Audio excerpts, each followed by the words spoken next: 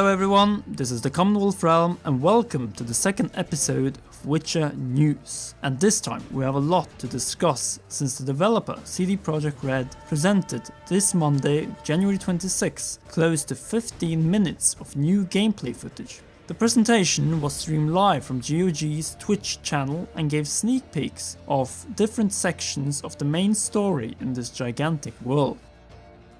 To be able to recap the most important highlights, I decided to divide this episode into the following categories: geography, story, decision making, NPCs, enemies and some smaller features in addition to the information regarding the PC requirements of this game. There are a ton of locations and a lot of provinces in this game. For the first time we got to see more of the extensive world map, which has dozens of villages and several towns scattered everywhere. The provinces that have been revealed so far are Nilfgaard, Redania, Temeria, the Free City of Novigrad, No Man's Land and Skellig. We also got to know that there is a day and night cycle in this game and that the world will heavily differ depending on the time of the day. However, it was not explained how long each of these day and night cycles lasts. During this gameplay presentation, a few smaller villages were shown, including the breathtaking Kartrolde Harbour village in the Skellig province, which I must say looks simply stunning.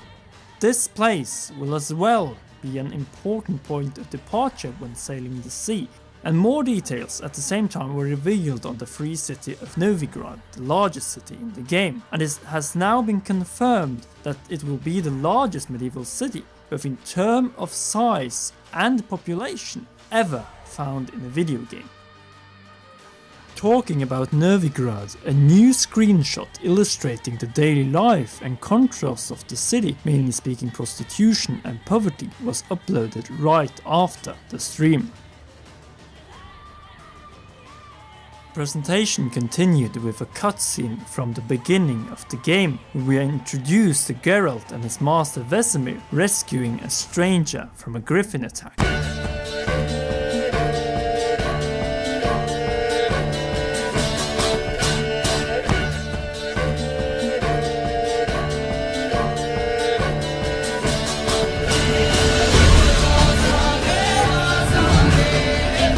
Further, CD Projekt Red once again confirmed that the game will center on the war between the Empire of Nilfgaard and the Northern Kingdoms. To this point we know that the Kingdom of Temeria will play a central role in this war. In addition, we got some more information about the second playable character, Ciri the Sorceress and Witcher hybrid, and how the father and child relation between her and Geralt will be challenged in this game due to her role of being a living weapon which can save the world from destruction.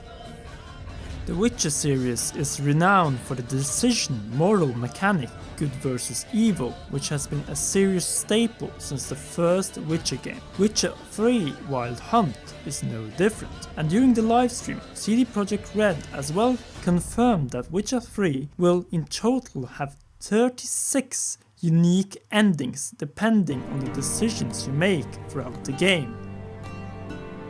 What's wrong with my beard? Always thought it added to my dignity. It does, yet it also detracts from your elegance.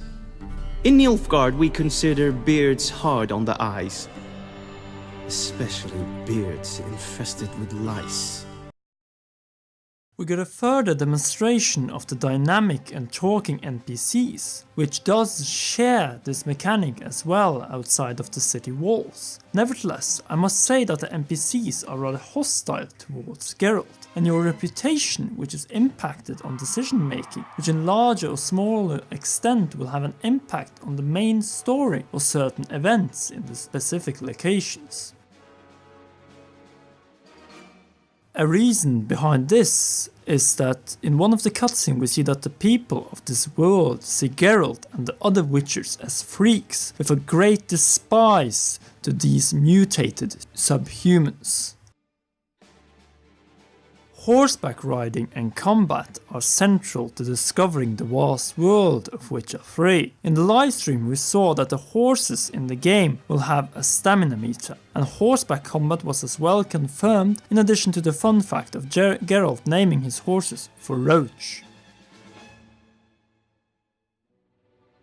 During the stream, the developers further explained that the crafting mechanic in the game will be based on a 3-step system. The first being obtaining a blueprint or recipe, the second collecting the correct ingredients, and the third being upgrading your weapon at the blacksmith or armorsmith.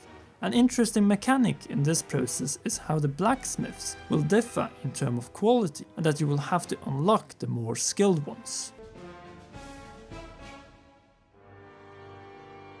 No new powerful enemies were presented in the stream. We instead got 2 short battle scenes, where one was set inside a cave and the other by a bay with flying monsters. The gameplay footage revealed some new settings for battle, such as the possibility to fight underwater, but what really caught my interest was that the enemies could attack you from the air and strike you on the water. In the bay battle we saw Geralt using a crossbow, and according to the developers there will be more than 100 different battle animations of Geralt. Some of them will have to be unlocked from the skill tree or through magic spells.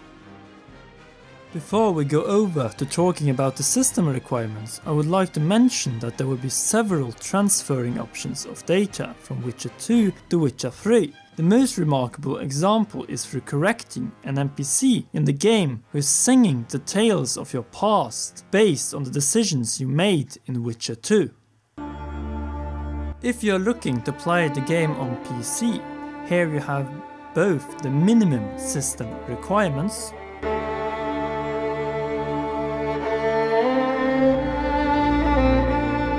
and the recommended system requirements.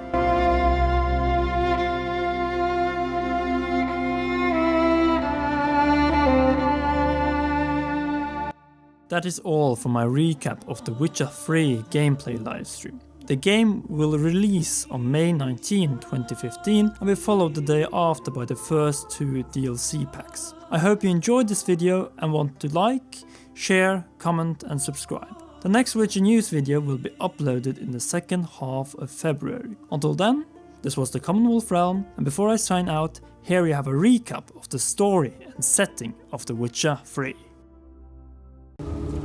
We must look into the trials we failed long ago. In a time past, our world intertwined with another through an upheaval scholars call the conjunction of the spheres. The gods allowed unholy forces to slip into our domain. The offspring of that cataclysm was the nefarious force called magic. Yet we did not banish it, instead studying the vile arcane for our own power and wealth. And the monsters at our door, the unholy relics of this conjunction, the trolls, the corpse eaters, the werewolves, did we raise our swords against them? Or have we laid this burden on others? On so-called witches? Stray children taught the ways of foul sorcery, their bodies mutated through blasphemous ritual. Sent to fight monsters, though they could not distinguish good from evil. The flicker of humanity, long extinguished within them. Yes, their numbers have dwindled through the years, but a few still roam our lands, offering their bloody work for coin. To this day, they shame us with their very existence. The North bleeds, flogged by war. The battles are the gods' whip, chastisement for our sins. And let us not forget the terrors, the scourges from beyond our world. The wild hunt brights the sky with every full moon. The dark raiders abduct our children into lands unknown. Some say they herald a second conjunction.